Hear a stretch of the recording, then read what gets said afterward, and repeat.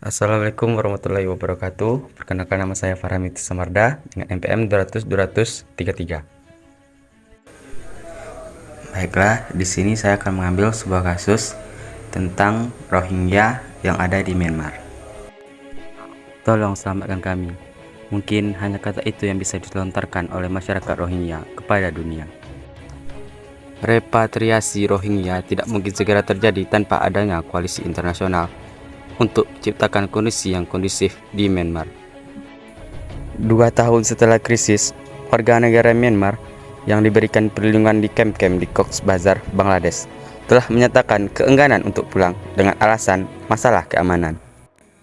Para pemain internasional, terutama organisasi non-pemerintah, keberatan dengan apa yang disebut sebagai gerakan yang didukung Cina untuk memulangkan 235 keluarga pada 22 Agustus, mengingat ketakutan dan ketidakpercayaan di antara para pengungsi. Masyarakat Rohingya menuntut pengakuan sebagai warga negara Myanmar, keselamatan hidup mereka, dan kepemilikan properti mereka. Dhaka sedang bekerja sama dengan Badan Pengungsi PBB, UNHCR, untuk memulai repatriasi dan telah mengirimkan 55.000 nama warga kepada otoritas Myanmar. Lebih dari 735.000 orang Rohingya melarikan diri ke Bangladesh di tengah pembunuhan, pemerkosaan, dan pembakaran dimulai pada tanggal 25 Agustus 2017 ketika penumpasan militer dimulai di negara bagian Rakhine, Myanmar. Secara keseluruhan, 1,1 juta pengungsi Rohingya tinggal di sudut tenggara Bangladesh. Setelah Bangladesh memberi perlindungan kepada Rohingya yang mengungsi dan trauma oleh kekejaman Myanmar, komunitas internasional mengakui tanggung jawab kolektif untuk mendukung mereka dengan bantuan. Namun, hal tersebut tidak terjadi pada Cina dan Rusia yang mengagalkan tindakan Dewan Keamanan PBB yang mendorong Myanmar untuk mengatasi masalah tersebut. India pun telah menghentikan masuknya atau mendeportasi beberapa orang Rohingya. Myanmar tidak mengakui warga Rohingya sebagai warganya, dan pemerintah Bangladesh tidak menyebut mereka pengungsi.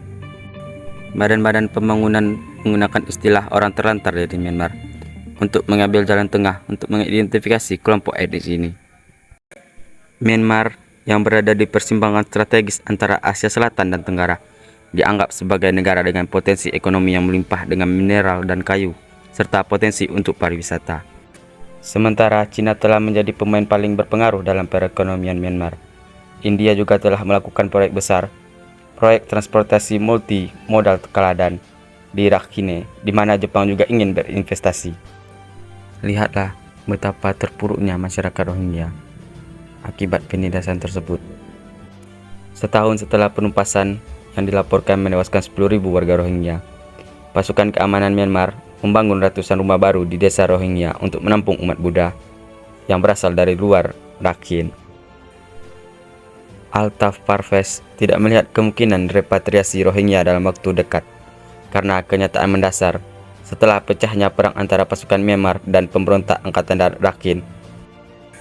Ketika PBB memiliki misi perdamaian di 14 tempat yang bermasalah, 5 anggota Dewan Keamanan Permanen masih gagal untuk mengambil tindakan serupa guna mengatasi nasib buruk Rohingya, yang sebagian besar tinggal di Kuta Polang, kamp pengungsi besar di dunia. Lihat betapa menderitanya masyarakat Rohingya akibat ulah militer Myanmar. Mereka yang memukuli anak kecil, wanita, bahkan ada yang sampai membunuh. Semoga kejadian seperti yang dialami oleh masyarakat Rohingya tidak terjadi lagi. Mereka semua juga manusia, mereka berhak merasakan kebebasan. Jadi, katakan tidak untuk penindasan. Itulah poin-poin materi tentang kasus yang ada di Rohingya, Myanmar. Sumber dokumentasi Metro TV dan Lintas Komering. Sekian dari saya akhiri. Wabillahi taufiq wal hidayah. Wassalamualaikum warahmatullahi wabarakatuh.